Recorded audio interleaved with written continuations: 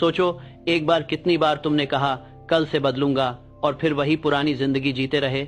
आज मैं तुम्हें वो 7 दिन का तरीका बताऊंगा जो तुम्हारे दिमाग को जड़ से साफ कर देगा और इस बार बदलाव सच में टिकेगा। इस वीडियो में मैं तुम्हें हर दिन का एक खास काम बताऊंगा।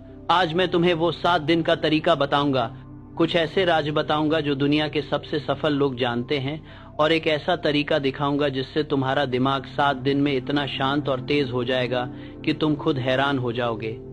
तो पूरा वीडियो देखना, बीच में मत छोड़ना, क्योंकि सबसे जरूरी बात मैं आखिर में बताऊंगा। मेरा नाम नेपोलियन हिल है और मैंने अपनी पूरी जिंदगी इस एक सवाल का जवाब ढूंढने में लगाई कि आखिर कुछ लोग सफल क्यों होते हैं और बाकी सब बस सपने देखते रह जाते हैं। मैंने 500 से ज्यादा दुनिया के सबसे अमीर और सबसे बाद कामयाब लोगों से मिला, एंड्रू कार्नेगी से लेकर थॉमस एडिसन तक। और जो एक चीज हर बार सामने आई वो ये थी कि इन सब का दिमाग साफ था, शांत था, इनके अंदर कोई शोर नहीं था, और यही उनकी असली ताकत थी। अब तुम सोच रहे होगे कि नेपोलियन भाई, ये मेंटल डिटॉक्स क्या भला है? तो रुको, मैं बताता हूं, लेकिन पहले मुझे एक बात पूछनी है। कमेंट में लिखो, मैं तैयार हूं। अगर तुम सच में इन 7 दिनों को अपनी जिंदगी में उतारना चाहते हो, बस 2 शब्द, मैं तैयार हूं। और देखो कितने लोग तुम्हारे साथ इस सफर पर हैं। अब आते हैं असली बात पर। तुम्हारा दिमाग एक बगीचे की तरह है। मैंने ये बात अपनी किताब में लिखी थी और आज भी ये उतनी ही सच है। अगर बगीचे में अच्छे बीज नहीं बोए तो घास फूस खुद उगाती है। और आज का सोशल मीडिया, आज की रील्स, आज का व्हाट्सएप, आज की न्यूज, ये सब वो घास फूस है जो तुम्हारे दिमाग में हर तरफ फैल गई है। और जब दिमाग इस शोर से भरा होता है तो तुम कितना भी घोस्ट मोड करो, कितना भी 90 दिन का चैलेंज लो, वो टिकेगा नहीं, क्योंकि नींव कमजोर है। माइक्रोसॉफ्ट ने एक बार एक रिसर्च की थी जिसमें पाया गया कि इंसान की औसत एकाग्रता अब सिर्फ 8 सेकंड की रह गई है। 8 सेकंड, यानी एक सुनहरी मछली से भी कम। ये सुनकर हंसी आती है ना? लेकिन ये हंसी वाली बात नहीं है, क्योंकि ये तुम्हारे सपनों को मार रहा है। तुम एक काम शुरू करते हो, 10 मिनट बाद फोन उठाते हो, फिर वापस आते हो, फिर भूल जाते हो कि क्या कर रहे थे। ये मेंटल नॉइज है, दिमाग का शोर। और इसी शोर को साफ करने के लिए मैंने ये 7 दिन का प्रोटोकॉल तैयार किया है। तो चलो शुरू करते हैं पहले दिन से। पहला दिन, खामोशी की शक्ति। मैंने जब एंड्रू कार्नेगी से मिला था तो उन्होंने मुझसे एक बात कही जो मैं कभी नहीं भूला। उन्होंने कहा, नेपोलियन, जो आदमी खामोश रहना नहीं जानता वो कभी खुद को नहीं सुन सकता, और जब तुम खुद को नहीं सुन सकते तो तुम दुनिया की आवाजों में खो जाते हो। पहले दिन का काम बहुत आसान लगेगा, लेकिन करना बहुत मुश्किल होगा। पहले दिन तुम्हें सुबह उठकर पूरे 1 घंटे कोई फोन नहीं छूना, कोई मैसेज नहीं, कोई रील नहीं, कोई न्यूज नहीं, बस चुप, बस शांत। और इस 1 घंटे में तुम्हें एक काम करना है, बस बैठना है। आंखें बंद करो, सांस लो और अपने दिमाग को देखो। जो भी विचार आए उन्हें आने दो, भगाने की कोशिश मत करो, बस देखो, बस कोरबाइला आशिया। अब मैं जानता हूं तुम सोच रहे हो, भाई ये तो मेडिटेशन है। हाँ, कुछ हद तक है, लेकिन ये उससे थोड़ा अलग है। ये ऑब्जर्वेशन है, निरीक्षण। तुम अपने दूसरवेशन ऑप्शन जो दिमाग को ऑब्जर्व कर रहे हो, जैसे कोई डॉक्टर मरीज को देखता है। और जब तुम ऐसा करते हो तो तुम्हें पता चलता है कि तुम्हारे दिमाग में कितना शोर है, कितने अलग अलग विचार एक साथ चल रहे हैं। कल की चिंता, परसों का डर, पिछले महीने की कोई बात जो अभी भी मन में घूम रही है, ये सब मेंटल नॉइज है।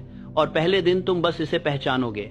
हार्वर्ड यूनिवर्सिटी की एक स्टडी कहती है कि जो लोग हर दिन कम से कम 20 मिनट की खामोशी में बिताते हैं, उनके दिमाग में नए न्यूरॉन्स बनते हैं। यानी दिमाग सचमुच बढ़ता है। और नए न्यूरॉन्स का मतलब है नई सोच, नई आदतें, नया इंसान। तो पहले दिन की बात याद रखो, 1 घंटा फोन बंद, बस शांत बैठो और अपने दिमाग को देखो। दूसरा दिन, डोपामीन का खेल। अब ये थोड़ा साइंस वाला हिस्सा है, लेकिन मैं इसे इतना आसान बनाऊंगा कि एक बच्चा भी समझ जाए।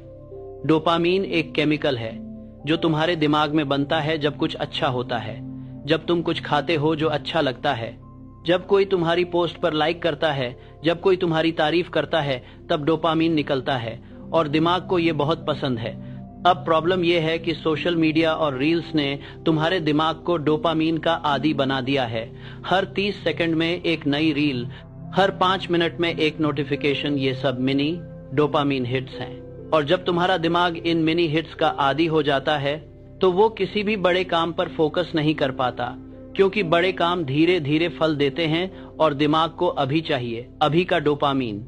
एक स्टैनफोर्ड रिसर्च में पाया गया कि जो लोग एक दिन भी सोशल मीडिया से दूर रहते हैं, उनका डोपामीन सिस्टम रीसेट होना शुरू हो जाता है। बस एक दिन, और दूसरे दिन का काम यही है, आज पूरा दिन सिर्फ आज कोई सोशल मीडिया नहीं, इंस्टाग्राम बंद, यूट्यूब बंद, फेसबुक बंद, ट्विटर बंद। अगर तुम्हें ये बहुत मुश्किल लग रहा है तो रुको, मैं तुम्हें एक ट्रिक बताता हूँ। अपने फोन में सोशल मीडिया की एप्स को एक फोल्डर में डालो और उस फोल्डर का नाम रखो जाल। बस इतना काफी है। जब भी तुम उस फोल्डर को खोलने जाओगे, वो नाम देखकर एक पल रुकोगे, और वो एक पल ही काफी होगा। इस दिन को डोपामीन फास्ट कहते हैं, और इस फास्ट के दौरान तुम्हें कुछ बहुत अजीब अनुभव होगा, तुम बोर हो जाओगे। और ये बोरियत बहुत जरूरी है, क्योंकि जब हम बोर होते हैं तभी हमारा दिमाग असली काम शुरू करता है। क्रिएटिविटी आती है, नए आइडिया आते हैं, असली विचार आते हैं। आइंस्टाइन ने अपने सबसे बड़े आइडिया तब सोचे जब वो बस खाली बैठे थे। न्यूटन को सेब तब गिरा जब वो बस आराम कर रहे थे। तुम्हारा दिमाग भी ऐसा ही है, उसे खाली समय दो, वो कमाल करेगा। तीसरा दिन, शरीर और दिमाग का रिश्ता। अब ये बात सुनो ध्यान से, तुम्हारा दिमाग तुम्हारे शरीर में रहता है, इतना सीधा सच है। और अगर शरीर ठीक नहीं है तो दिमाग भी ठीक नहीं रहेगा। तीसरे दिन का प्रोटोकॉल है चलना, बस चलना। कोई जिम नहीं, कोई भारी कसरत नहीं, बस 30 से 45 मिनट की चहलकदमी खुली हवा में। अगर हो सके तो किसी पार्क में या किसी ऐसी जगह जहां थोड़े पेड़ पौधे हों। और इस चहलकदमी के दौरान एक जरूरी नियम है, फोन जेब में रहेगा। कोई पॉडकास्ट नहीं, कोई गाना नहीं, कोई कॉल नहीं, बस तुम और तुम्हारी सांसें और आसपास की दुनिया। ये पागलपन की बात नहीं है, इसके पीछे ठोस विज्ञान है। जब तुम चलते हो तो दिमाग में एक खास तरंग बनती है जिसे न्यूरो साइंटिस्ट थीटा वेव कहते हैं। और ये वही तरंग है जो तब आती है जब हम क्रिएटिव होते हैं, जब हम नई चीजें सोचते हैं, जब हम अचानक